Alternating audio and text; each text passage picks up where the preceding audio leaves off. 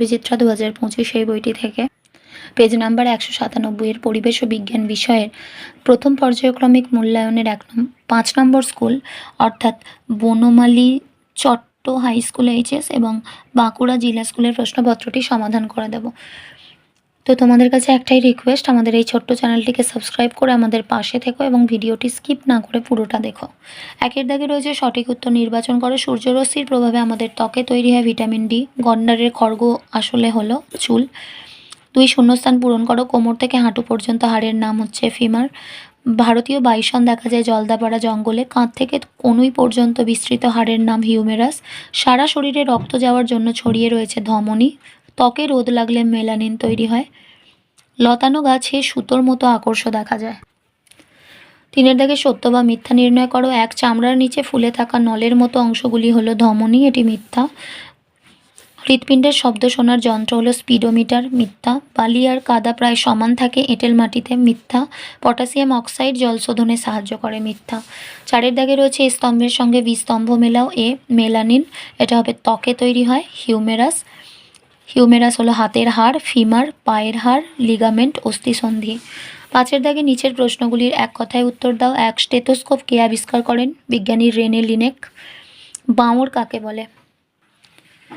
নদী বাঁকের কিছুটা অংশ নদী থেকে আলাদা হয়ে বদ্ধ জলাভূমিতে পরিণত হয়, এই জলাভূমিকে বাঁওড় বলে।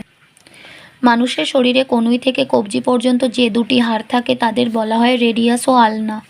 ত্বকের কাজ কি? চামড়া বা ত্বক আমাদের দেহের বাইরের আবরণ, এ কারণে চামড়া আমাদের দেহকে বাহ্যিক আঘাত থেকে রক্ষা করে। একটি মেরুদণ্ডী ও একটি অমেরুদণ্ডী প্রাণীর নাম লেখো। মেরুদণ্ডী প্রাণী সাপ, অমেরুদণ্ডী প্রাণী কেঁচো। জল দূষণ বন্ধ করতে কি কি করা যেতে পারে? 1 পুকুরে গবাদি পশুদের স্নান করানো যাবে না। 2 পুকুরে মলমূত্র ত্যাগ করা যাবে না। এছাড়াও বাড়ির আবর্জনা, প্লাস্টিক, পলিথিন, ভাঙা কাচের জিনিসপত্র পুকুরে ফেলা যাবে না। বাসন মাজা ও কাপড় কাচা বন্ধ করতে হবে। 6 দাগে নিচের প্রশ্নগুলির উত্তর দাও। 1 বাড়িতে কিভাবে ওআরএস তৈরি করবে? 1 প্রথমে জল 20 মিনিট ফুটিয়ে ঠান্ডা করে নিতে হবে। 2 এরপর 1 গ্লাস ওই ফোটানো জলে 1 চামচ চিনি আর 1 চিমটে নুন দিলে তৈরি হয়ে যাবে ওআরএস। পুকুরের জল দূষণ রোধ করতে কি কি সতর্কতা অবলম্বন করতে হবে? পুকুরে গবাদি পশু স্নান করানো, মলমূত্র ত্যাগ করা, বাড়ির আবর্জনা, পলিথিন ইত্যাদি ফেলা ও বাসন মাজা নিষিদ্ধ।